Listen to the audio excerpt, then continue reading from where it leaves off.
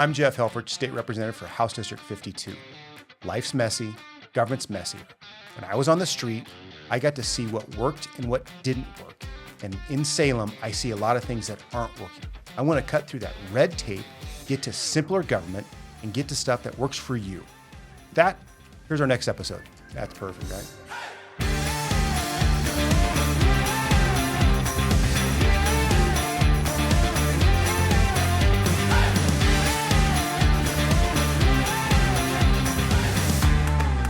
Welcome to the Back to Basics podcast. Today I have Jana Jarvis with me, and she is President and CEO of Oregon Trucking Association. Jana, thanks for being here. I really appreciate it. Well, thanks for the invitation. I appreciate it as well. Yeah, we've worked on different things in the committees throughout my assignments and stuff, but right now transportation is kind of top of mind here. And I really want to get, it's industry questions and things where government can kind of get in the way, and how do we do better? And as a state rep, I'm trying to always figure out how to cut things. And I think my colleagues on the other side of the aisle sometimes want to make things too complicated. And so with that, when I do my podcast, I always will read somebody's bio so I don't get it wrong. If I don't get it right, let me know, and we'll go from there. All right, here we go. Today, Jana Jarvis is President and CEO of the Oregon Trucking Association since 2015. She has over 20 years in public policy. Jana has led advocacy efforts on tax fairness, transportation, and safety, earning awards like one in 2009 from her former advisory on her work on housing. She founded her own firm in 2010 after serving as Vice President of Public Policy for the Oregon Association of Realtors. And in her early career, she was in manufacturing. She has a deep respect for truck drivers. Raised in the Northwest, she calls Oregon home. She called Oregon home for over 35 years now, with families rooted in Portland. All right, let's get started. So, Jana, I want to talk about the Oregon Trucking Association hosted a championship in North Portland. It was in 2023. It was a big event, bunch of families there, and there was a drive-by shooting that disrupted the event, and gunshots were fired towards the crowd, over 300 people. What did that moment feel like in that moment, and how did you handle it? That was quite a day, I will tell you that. We have what we call the Oregon Truck Driving Championship every year. We've got it scheduled for May this year, and we use one of our members' facilities, and so this was a big carrier located in North Portland, and the facility sat down below MLK. Okay. So where is it out of MLK? Oh, don't ask me. Okay, that. Because I worked as a police officer there for 25 and a half years. I'm like, I might know where that area is. Yeah, go ahead, sorry. They probably don't want me to identify. Okay, fair enough. In any event, we were there, and it's a day-long event.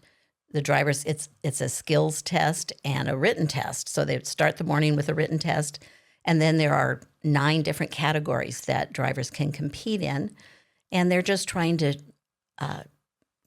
get closest to the pin without running over it, sort of thing. And so it goes on, and usually we finish up about 3:00. And so I was looking at the clock and wondering how the scoring was going, and I had just walked back to the booth to check on that when I heard what I thought were firecrackers. And this is the end of June. I thought, oh yeah, people are setting firecrackers off already. And I started to head back to the crowd, and one of my young volunteers ran up to me and said, those were shots fired into the crowd. And then I just panicked. So I headed back over first and foremost to see if anybody had been hurt. And we probably had about 40 to 50 small children running around. It's a family event. Yeah. And they scary. were out. Yeah. Very scary. And I made sure that no one was hurt first. And then I looked for the gentleman who runs that facility, because I wanted to get the police out there to do whatever. And then I wondered whether or not we should continue the event. I mean, we were almost finished with all the competition. The scoring was almost completed. We were going to have the awards ceremony next. And I just stood there for a minute and thought, do I just shut everything down and send everybody home immediately? What do I do next? Right. So it was a day that I will remember forever. I will tell you that. But they had a spot on the other side of their terminal where we could do the awards ceremony over there. So I got up on the stage and I announced that We had just had a shooting, and in order to keep everybody safe, I was asking them to move to the other side of the facility, and people just picked up their chairs and wandered over there. And there was no panic, there was no chaos. And that made me wonder, apparently for drivers, this is not such an unusual event because it didn't really scare anyone, except for me, I think. But yeah. So if I remember correctly, you called 911. This was the city of Portland. You called 911. And then they said, hey, we don't have any officers to send out right now. And I think that really showed at the time, and it's still there, the police shortage. And I think I would say it confirmed the lawlessness that you see, the crime and stuff that goes on. And so how did that change, or how did that shape OTA's thoughts about trucker safety and in the city and even more events in there? How do you think that just kind of shaped policy moving forward, and how safety is so much paramount? And like you said just a second ago, there was people there, I wasn't really surprised about it. It was just gunshots and kind of kept moving. Well, I do want to mention that no one was hurt. And that was very, very important to us. And that when the police said they would be out in sometime in the next hour, I, of course, made a couple of other calls and called a couple of my political contacts, and they got there much quicker than that. Oh, imagine that, yep. But at the end of the day, we were grateful that no one had been hurt. And so we were interested in working with the police. At that point in time, MLK was just, the whole shoulders up and down the road for a mile or two were just filled with debris, with old cars and with RVs, and it was just a disaster zone.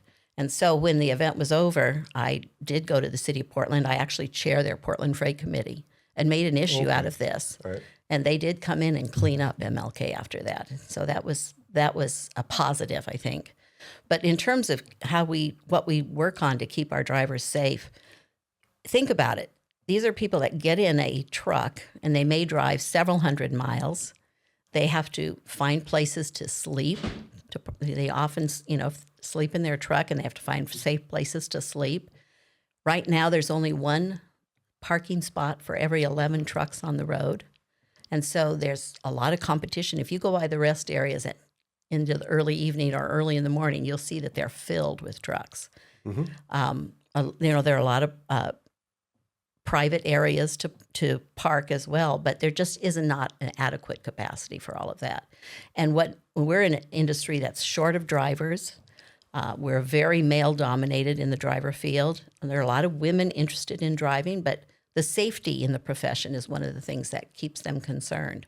And so we're continuing to work on issues like more truck parking, better lighting, some enforcement in those areas, things like that to keep our drivers safe. So you talked about the private areas. I'm assuming that's the big truck stops where you see that's back. You see a lot of people there. When I would drive back and forth from Salem, I look and you see everything's parked there at night, or depending on what time I'm driving.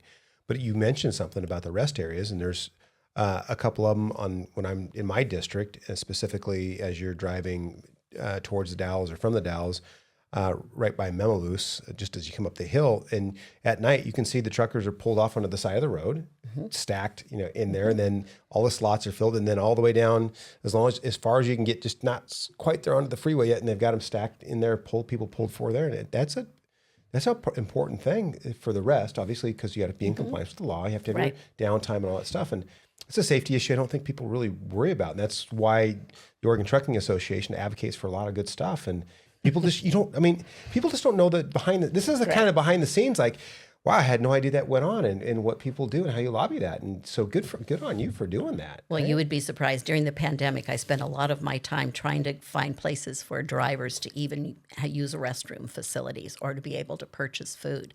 If you think about it, all the restaurants were shut down. Right. And one of my days I felt most successful was the day that I got McDonald's to allow a truck to pull in and park and call in an order, and they would bring it out to them. That seems like it should be simple. It seems like it should be. I worked very hard on that. That's like my back to basics approach. Like, that seems simple. You should be able just to do it. But there's different times now, and it's kind of funny. You don't even hear about the what? The pandemic what? Right. And it's like, oh, come on, people. Well, you think about it, cars could drive through, but you couldn't walk up to the window, and you certainly couldn't drive through in a Class 8 truck. So No. So let's talk about Class A trucks. So people don't know if the people don't understand the different type of classes. So when you say Class A truck, what does that mean? that's one of the big trucks that you see on the road, the tractor and trailers that you see on the road every day. Yeah, and those have evolved. We talked before we started the show what my uncle did, and I remember the small cab overs and the standard ones. Now you see some of these tractors that are out there, which is the engine portion of the vehicle. Some of those sleepers are impressive that they've got going on there. Well, they're their homes. In many cases, those drivers, that's their primary home.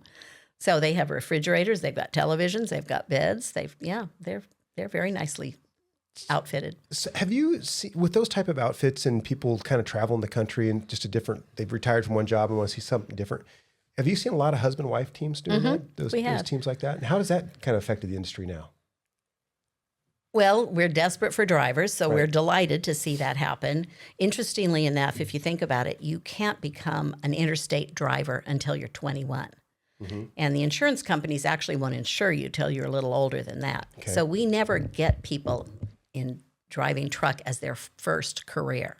It's usually a second or third career. And in a lot of cases, individuals have retired from one profession and decided they want to drive truck. And so maybe they buy their own, maybe they go to work for a company to do that. And so the age of our drivers is older than the average age, the median age of the American workforce. And we are continually looking for ways to promote the profession because we're desperately short of drivers.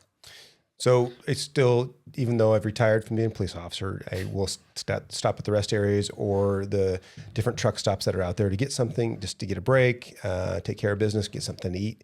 And that's you say that, and I notice that the age of those drivers is getting up there. And I'm no spring chicken, but I'm looking at some of the other guys. Like, okay, you've been traveling the road, and so do you see? There's benefits, long haul, and then drawbacks for if you have a family and things like that. But and the money can be good. Do you see the competition from like the Amazon deliveries and these different short haul, what we consider a short haul type thing, is fighting for those same drivers? And how have you combated trying to get people to be the long haul drivers? Well, the Amazon drivers that are driving the delivery vans don't need to have a CDL. So it's a different market actually for them in many cases. There's always a lot of competition. And when business is good, you can see the signs up and down the freeway. Come to work for us. We'll give you a signing bonus. We'll pay this much, et cetera, et cetera. And when right after I had first started with the Oregon Trucking Association, freight volumes were very good. And I would sit in my board meetings and I'd have members there who were pilfering each other's employees left and right. And so it was very, very competitive then. Unfortunately, since the pandemic, we have been in a freight recession. And so we don't have the same level of panic in hiring today, but we recognize that our workforce is aging, and those needs are going to be very prevalent here in the next handful of years. Do you think, is it still, I think people be their own business owners and entrepreneurs, or you work for the company. Where do you see, do people want to own their own tractor trailer and just do their own thing, or work for a company and do the kind of 9 to 5, check in, check out, and they just want to drive? What do you think? Or is there just a mix in the industry? We have all kinds there. We have all personalities. If you want to be a long haul driver and you want to be on the road by yourself, there are lots of those opportunities.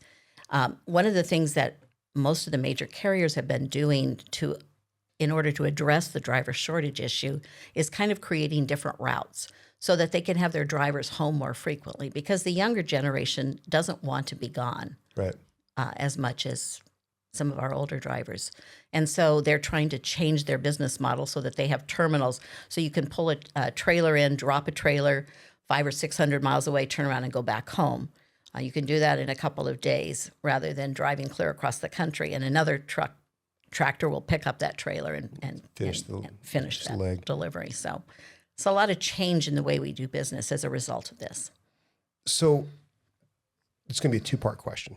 The first part, do you believe the normal person that's out there that may look into Walmart or whatever stores out there that sees these tractor trailers either overnighting or offloading, do you think they really understand that industry is so vital to the economy and how it keeps things running? No, no one thinks about that. And I think that's one of the reasons the American Trucking Association has adopted a new campaign that they call Nothing Without Trucking. And if you think about it, during the pandemic, I think people got it. I mean, they were all staying home and trucks were still on the road and they were still bringing things to their front door. But once the people went back to work and the economy opened back up, they've forgotten. They have very short memories. So it's important for us to continue to emphasize how instrumental the trucking industry is to our economy. We haul 71% of the nation's freight. In Oregon, we haul close to 90% of our freight. There are 80% of our communities are only serviced by truck. Yeah. So without trucks, our economy doesn't move. Hey, you're here to get something there, right? Mm-hmm. That is. So that's going to lead into the next question, because I know in 2024, OTA filed a lawsuit against Oregon claiming truckers have overpaid highway taxes by 30%, and it's projected to hit over $500 million in 2025. You talked about I've kind of set up everything. Truckers getting the freight there and what goes on. Explain to the people that don't understand what that fight's about, and how does that affect Oregon truckers? Well, Oregon is unique in a lot of ways. First and foremost, we like being different. That's for sure. First and foremost, we're the only state in the nation that still uses a weight mile tax as a form of taxation for heavy trucks. And it's very complicated, has 85 different tax rates. Those rates in 2017, when we passed the package, were put in for the next 8 years without knowing what projects were going to be on the books for that period of time. And the project list changed. And so when we looked into it, every 2 years we have what we call a highway cost allocation study. And that's a prospective study that says, okay, for the next 2 years, this is what we're planning to build. How should those costs be allocated? And those studies have started showing inequities going back to the 21-23 study that showed us overpaying. Initially, it showed 16%. It's just been reduced to 14%. The 23-25 study showed a 32% overpayment, but it just got adjusted upward to 33%. And then the forecast for the 25-27 shows that we will be overpaying 26%. Those are hundreds of millions of dollars. And I mentioned earlier that we're in a recession, a trucking recession, right, a freight recession. And so you think about the carriers here in Oregon that have to compete with carriers from Arizona or Nevada or Idaho. In many cases, they're competing for the same loads, and they don't have all of those extra costs built in. Oregon is the most expensive state in the nation to operate it, if you look at trucking taxes and fees.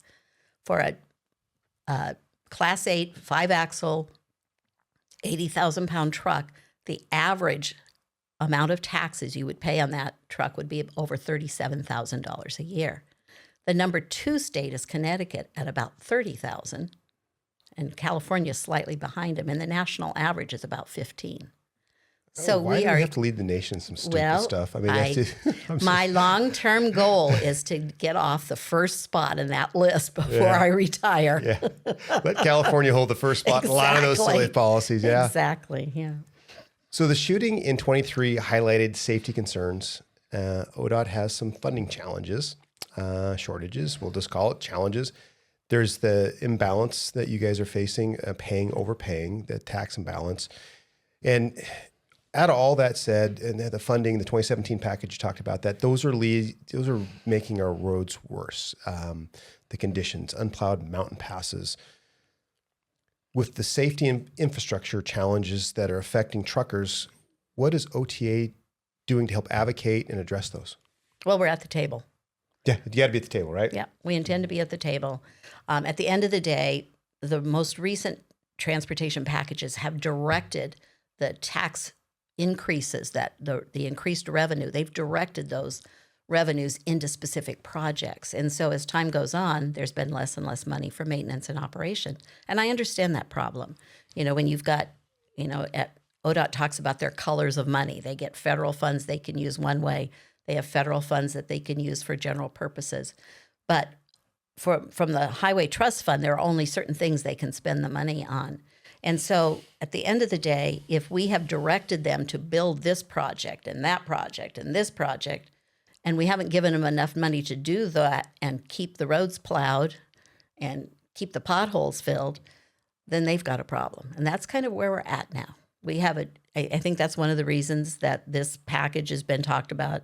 I mean, you talk about back to basics. I think that's exactly what they're looking at with this, is how in the world are we going to keep ODOT functioning and our roads functioning? Because if we let them deteriorate to a certain point, it costs a lot more to fix them.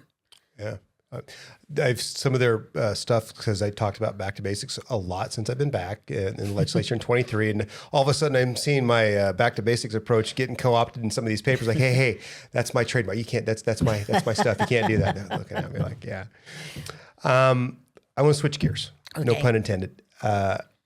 We know our climate is important to everybody in being, good stewards of the land. But I think we can go too far certain ways. And there's the clean trucks rules that were going to take effect this year, zero mandate emissions on trucks coming up.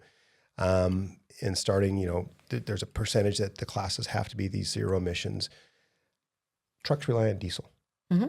And there was a example was given about having an electric truck trying to haul over the mountain pass coming from California here. It was really interesting to hear that. But how are these climate policies that I think have gone so far and off course and affecting everything just in Oregon? But it seems like it's the left coast that they're really playing this, and the center of the country is like, this is not right. This is dumb ideas. But how are these climate policies affecting the industry and your organization? How are you pushing back, and how are we trying to get back to common sense solutions? Well, I don't mean to give you a history lesson, but let's look at... But my listeners don't know that, right? So that's what we're here to talk about, so they can understand it. Well, take a look at the Advanced Clean Car Rule, and this comes out of California. The interesting thing that I learned as I got into this is California has the privilege to set their own air quality standards. They're the only state in the nation that can, and it's because they developed them prior to the EPA being established. And so they have to at least meet EPA standards or have more strict regulations. And there were many communities along the southern coast in California that needed stricter emission standards than what was needed nationally. But the problem for us is that other states can either adopt EPA standards or California standards. And of course, Oregon and Washington have decided to adopt California standards. And they have passed the Advanced Clean Truck Rule, which basically mandates that before you can sell a diesel truck, you have to sell a certain percentage of battery electric trucks. They passed that legislation in 2020. It went into effect in 2024. During COVID, when nobody knew what was going on. Right. They passed in California. They passed it in 2020, went into effect in 2024. Oregon adopted that standard in 2021, effective 2025. The first battery electric Class 8 truck wasn't even introduced to the market until 2020. So we haven't had any time for the technology to mature. The OEMs were required to build a product, and they have built a product. It just doesn't meet the needs of the industry. They don't go very far until you have to recharge them. And of course, there's no charging stations across the state. They weigh more, so you can't haul as much product. They cost a lot more. I mean, it just doesn't pencil out for the trucking industry. And so the mandates have now basically restricted our ability to buy a clean diesel truck in Oregon. And the regulations they're counterintuitive to the goal we're trying to achieve. If we would encourage carriers with pre-2010 trucks to buy a new clean diesel truck, we'd do a lot more for our environment than trying to push battery electric trucks today. But no one in the climate community wants to talk about that.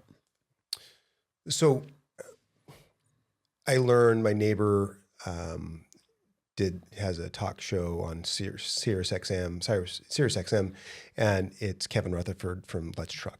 Neighbor does podcast, his own trucking thing, and in talking to him, super smart dude, and he understands so much about stuff and is a good advocate.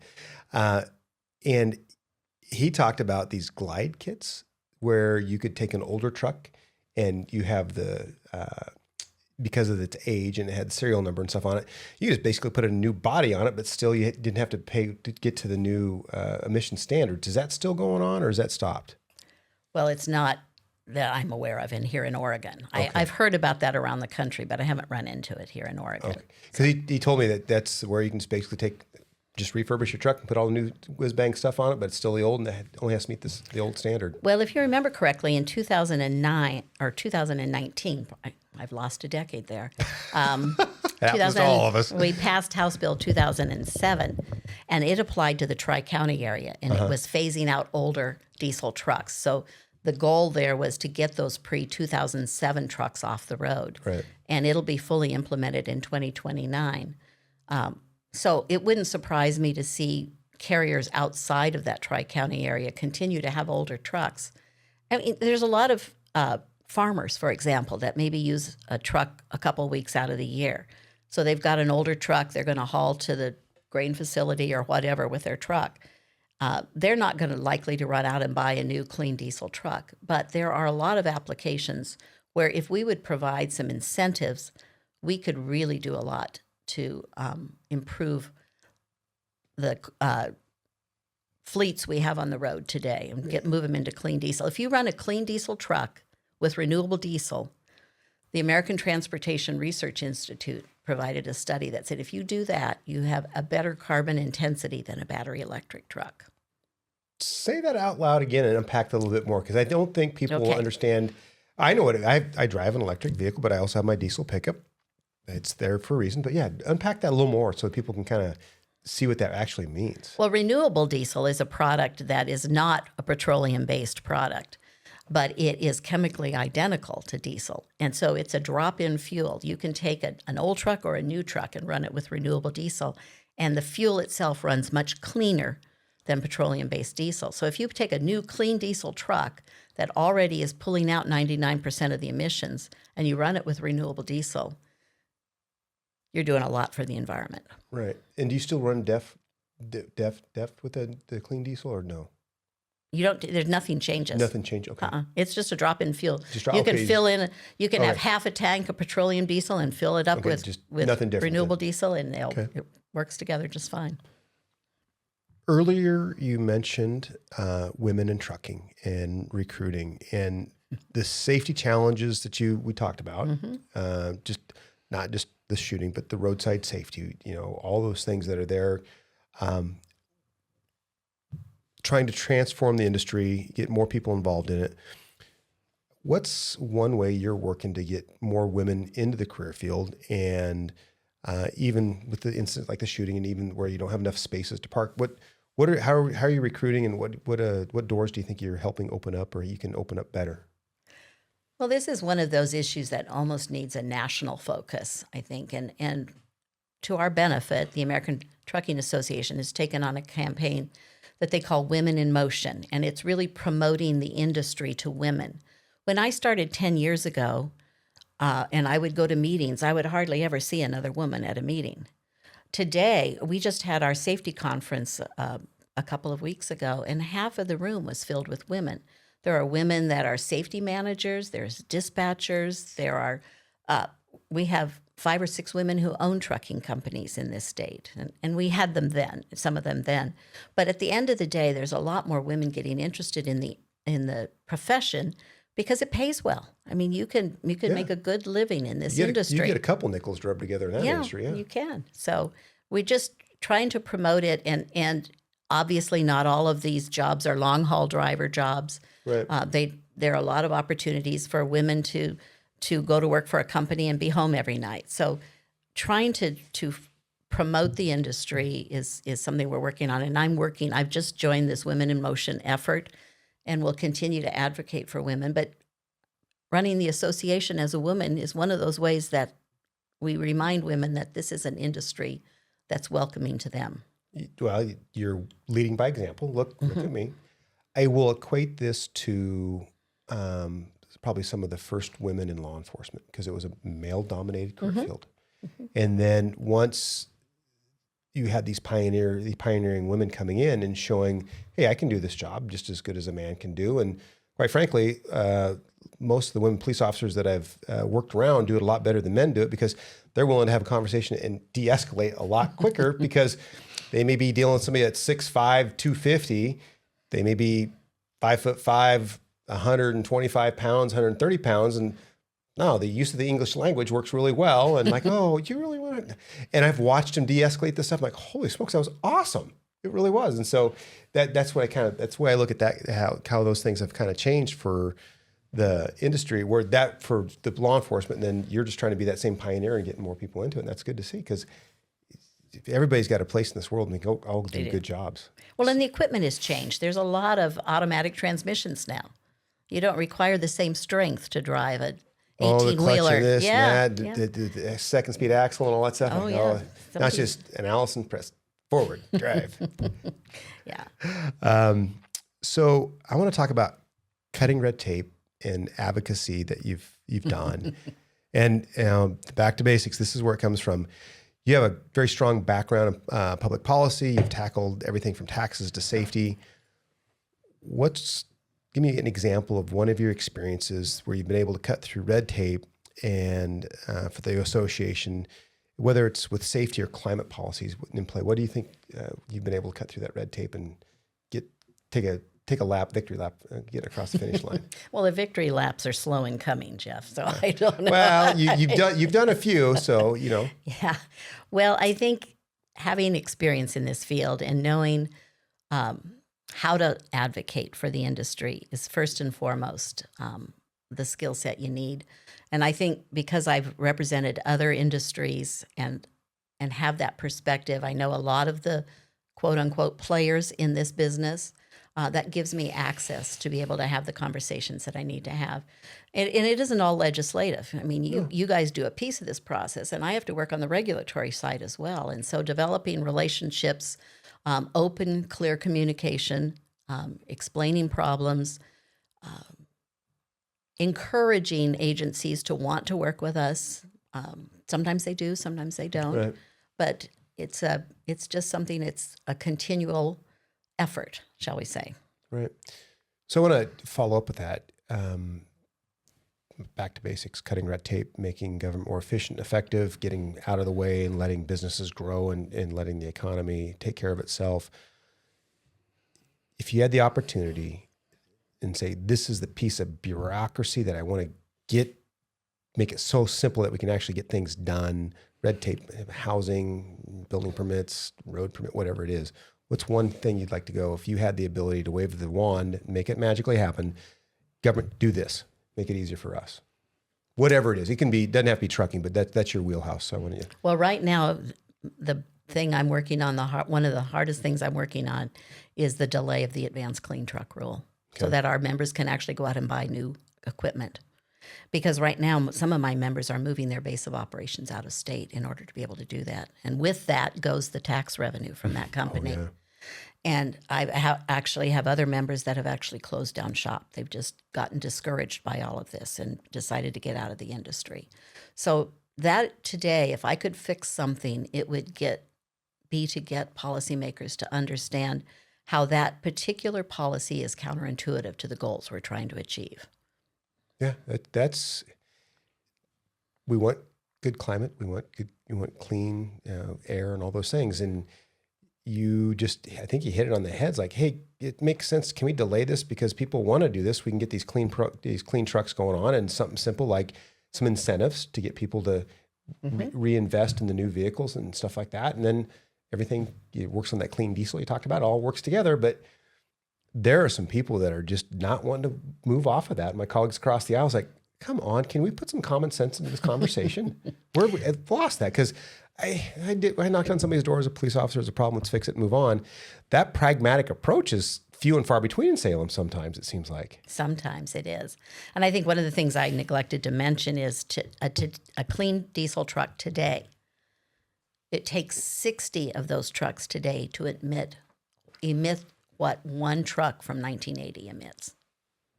So something when I was still in high school rolling around in 1980, to now it takes 60 clean vehicles just to put the particulates or have that same type of thing going on. Yeah, we've done a lot.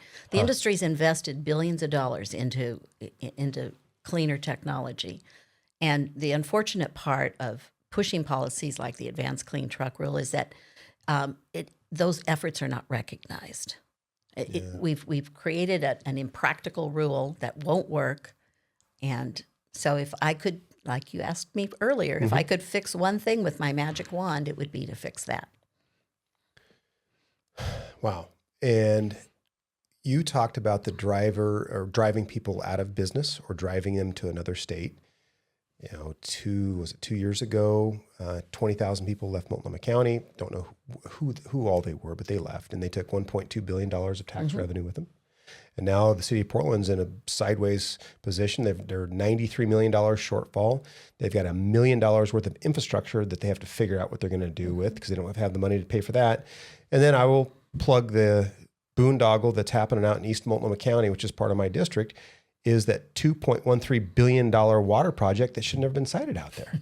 It created some jobs for truckers bringing cement in and some dirt and stuff like that, but you didn't need to super site that thing out there. You didn't even have that all out there. And I just heard that the project manager or the head person in the Portland Water Bureau has resigned, and allegedly there's an NDA been signed and stuff like that. It's like, man, that's just, they messed that whole thing up. And it's just, government can't help themselves in these, this is a good idea, and it keeps compounding on itself. Like, come on, people, what are we doing? Well, I should probably not share this, but since I've said it publicly before, I'll say it again. I chair the Portland Freight Committee. Okay.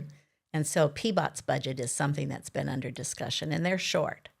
And they were very concerned about having lost revenue, particularly lost parking revenue.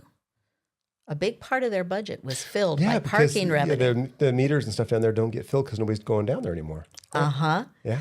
And so when they made their presentation to the Freight Committee, since I had the gavel, I took advantage of the opportunity and I said, well, surely you had a contingency plan for this because you've been telling us for years not to drive downtown. So what was the plan?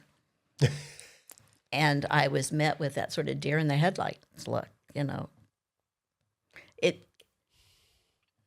Enough said, I guess. I don't like beating up on Portland too much. I mean, I served there. There's good people. There are a lot of good people in Portland, and a lot of good people at PBOT too. I don't want to. No, there is, but them. There's some visions that just didn't. They didn't look over the horizon. What was the consequence for these actions and what was going on? Because nobody. Oh, we never thought about COVID. Well, it happened. So what are we doing now? So. Basic business principles get left out in many of these decisions. And I think when you don't have people that have been in business running some of these businesses, like I'm going to talk about a little more Portland. They have all the different bureaus. They've decided to take the back east approach to everything's a bureau, police bureau, water bureau, transportation bureau, all those. And those are large businesses. Hundreds of millions of dollars. In those, some of them are $1 billion. And they just run it like a government. You can't. You got to be more efficient, more wise with these dollars because they're dollars coming in. They're your tax dollars, and they're not getting spent wise. And so, but there's no incentive for efficiency because if you don't spend it this year, you won't get it next year. That's what's crazy. Oh, hey, end of budget cycle. We have to better buy all the stuff you need because we don't know what we're going to get for budget cuts back. Well, why don't we just send it back that we got more money and spread it out next time? They don't think that way. Yeah, I get it. So. We've talked about unfair taxes, the shooting, the safety, the policy change that you want to do with the climate, clean trucks, get that delayed for a while so people can buy these things. What's your overall vision for simplifying trucking in Oregon and support our economy and our communities? Well, I told you I intended to have a seat at the table in the transportation package discussion. Changing the methodology for how trucks pay their taxes and getting us to the right rate of taxation is foremost in my mind at the moment. It's something that's very important to keep this industry alive in our state, quite frankly. I have a number of very long-standing family-owned trucking companies that are on the edge at the moment. And so we just can't let this go on forever. And that's certainly one of the focuses I will have in the coming weeks. weeks next. Yeah, we signing day's coming up soon. It's coming. You hit that first chamber deadline. Now second chamber. It's like, wow, it just goes that quick. And it does. It didn't seem like it back in January. No. And some days it doesn't seem like it either. Oh no. Jana, I want to thank you for coming on the show. This is really industry based because you give an insight into an industry people don't really think about. You're here to get things there, and that's what your job is, and to make it simpler for your operators and your owners to do their job and get out of the way and get government simpler. I appreciate that. You have given a clear roadmap on how we can do things better. Well, thank you. If I was only in charge, no. Only in charge of yeah. Sometimes when you think you're in charge, you're not. I don't want all those problems either. All right. Again, thank you for the invitation. Is there any one last thought you want to leave us with? Well, I just wanted to say thank you for inviting me today. I like to take advantage of every opportunity I have to talk about the trucking industry because you're right. People don't think about us. No, you don't. And so with that, back to basics, Army. I need your help. We got to get Oregon right. We got to get them in the right direction. We got to get them traveling down the right road that are paved so there's not a bunch of potholes and we have to buy new tires. With that said, see you on the next episode.